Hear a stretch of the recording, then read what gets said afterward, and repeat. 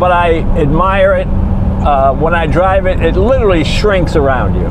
Yeah. It really feels light and small, which it isn't.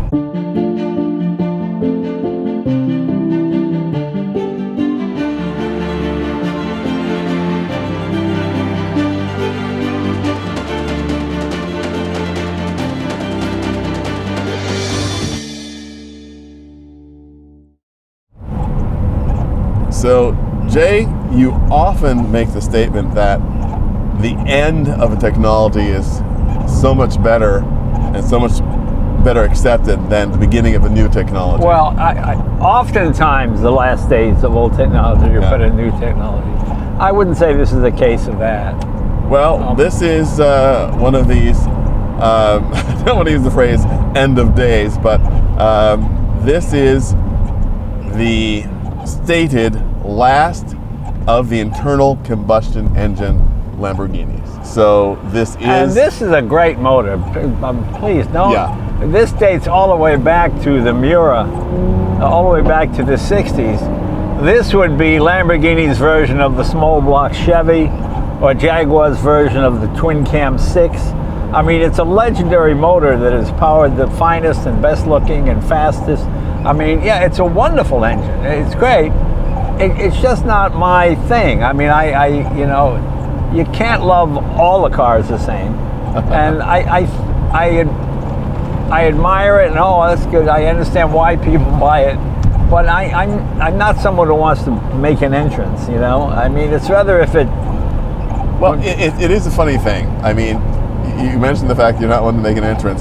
Now, of course, we all know that you have jet-powered cars and well, yeah, then airplane engine right, motorcycles. If I'm going to a car show and it's just guys and stuff, and then I think that's great fun. But to me, you know, the thing I love about the F1 is it's timeless. The F1, yeah. People who don't know, oh, that's a pretty car, and and that's it. And you also happen to have an F1 in black, which also makes it even more stealth. And people who know go crazy when they see it because they know the rarity and all that kind of.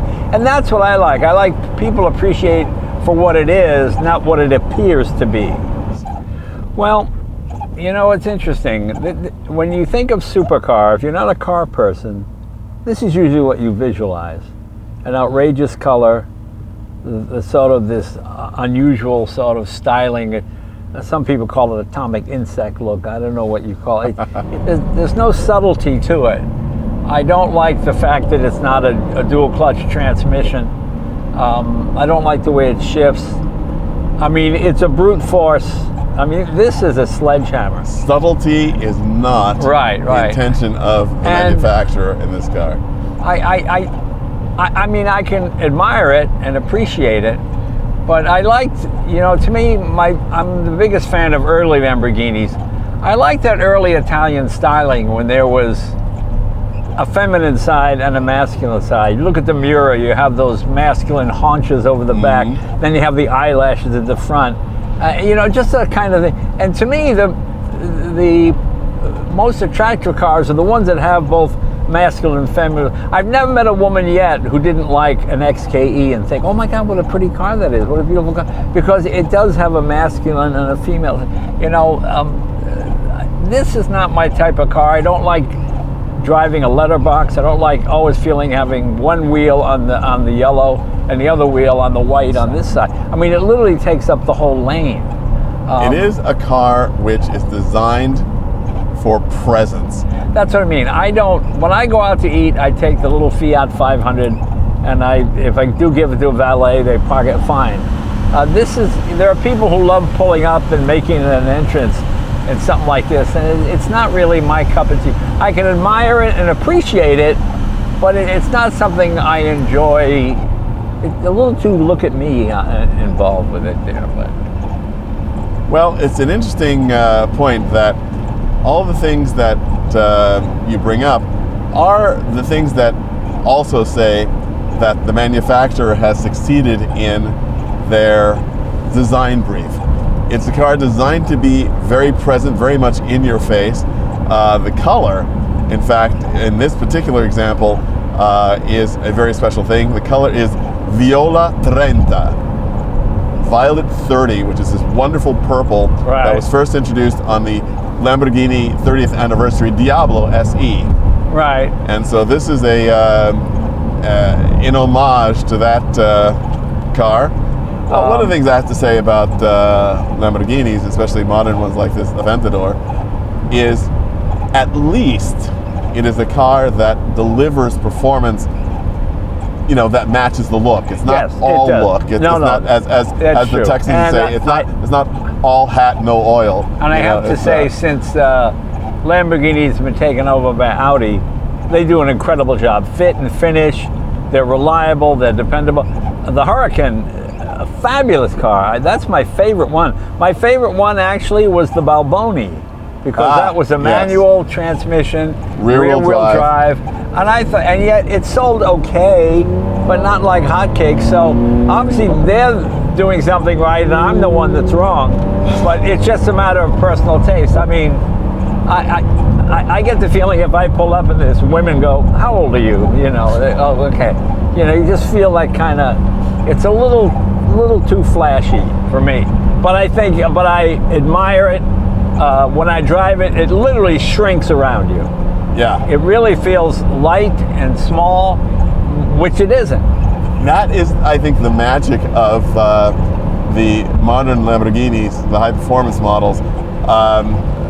We drove here on the network the Lamborghini Huracan STO, and it was amazing to me that it was a car that really showed attention to weight. It was used as an extreme use of carbon fiber, extensive rather use of carbon fiber, and you felt the lightness in the car, which is so unusual for modern cars. Right. And as you said, this car is certainly not a light car. Right. But there are certain things you expect at this price point, and at this level, and that's certainly a dual clutch transmission.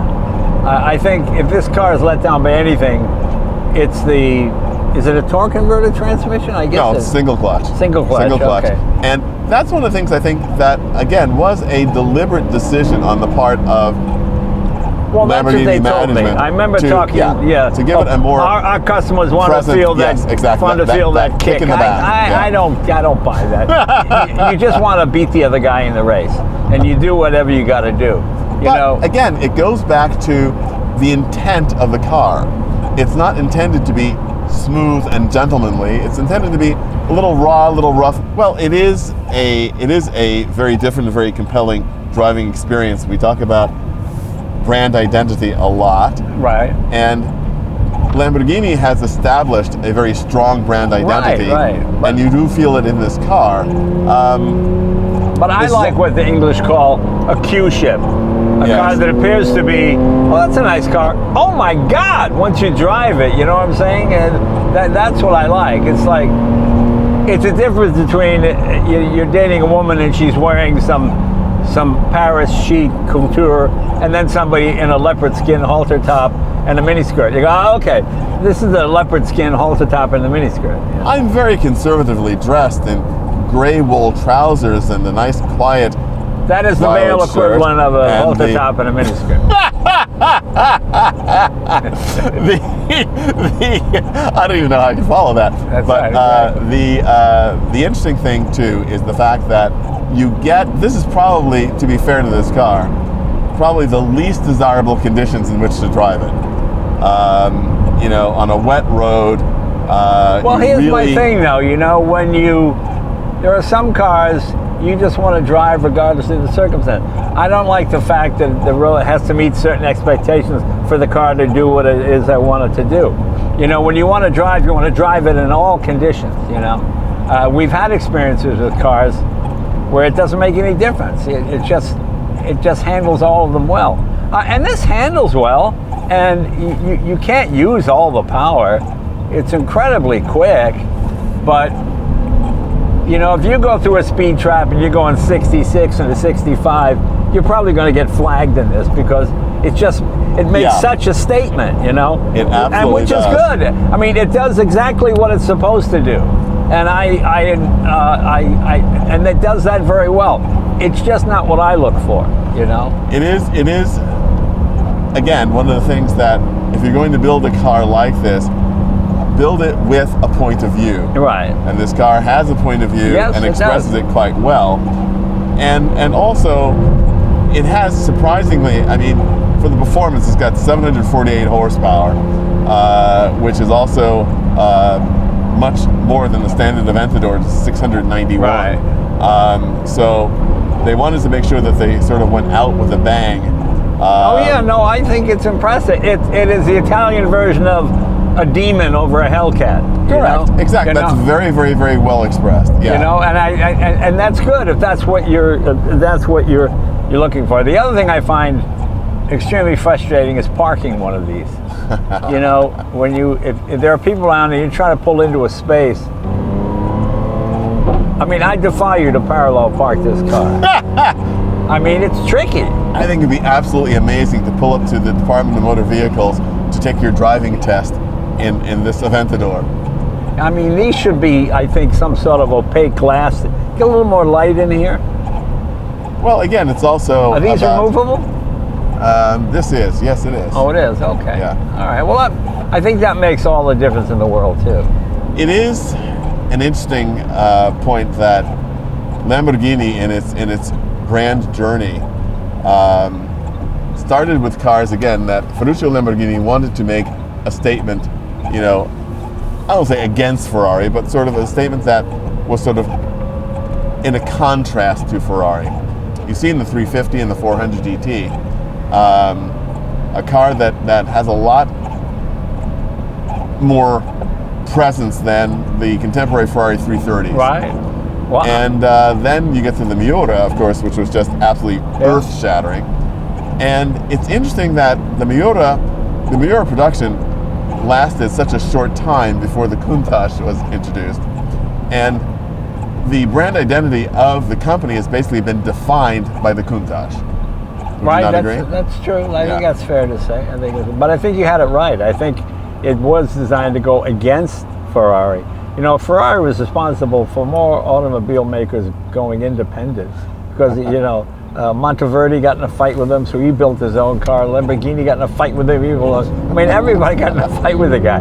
I mean, so we should probably thank him. You know? Absolutely. Thank you, Enzo. It is also a very interesting thing to consider the fact that, well, I'll get your opinion on this and we'll see what happens 5 or 6, 7 years from now. Do you honestly think that we are seeing the last of the multi-cylinder internal combustion engines?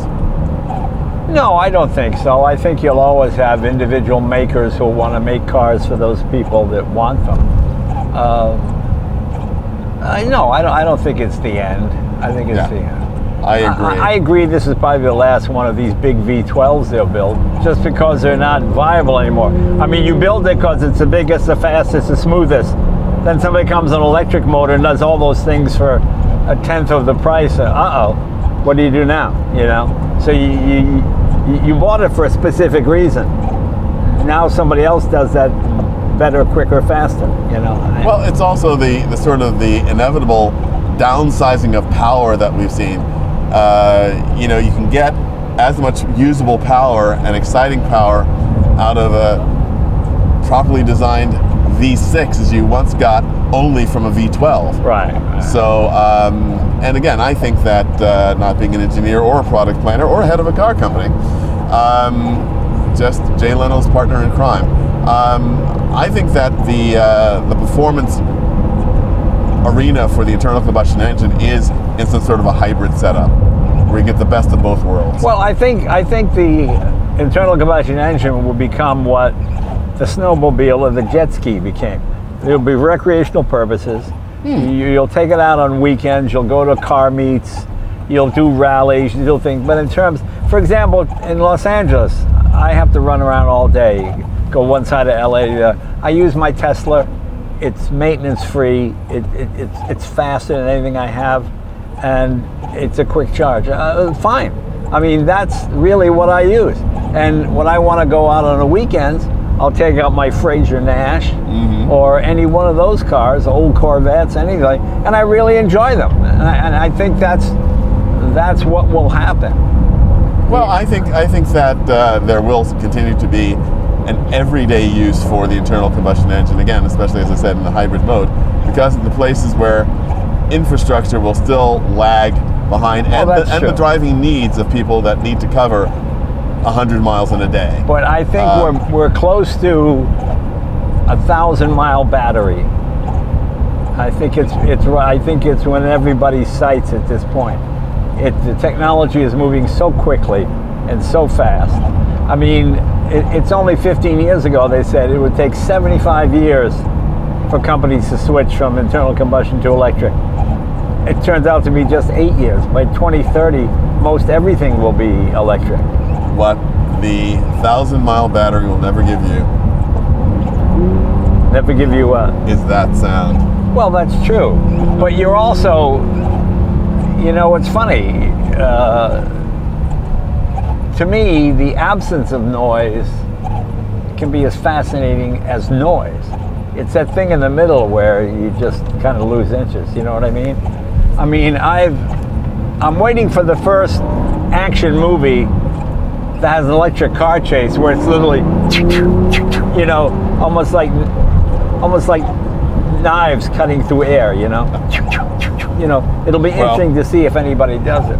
I'll wait to see that happen. Thanks for joining me in the ride, Jay. Oh yeah.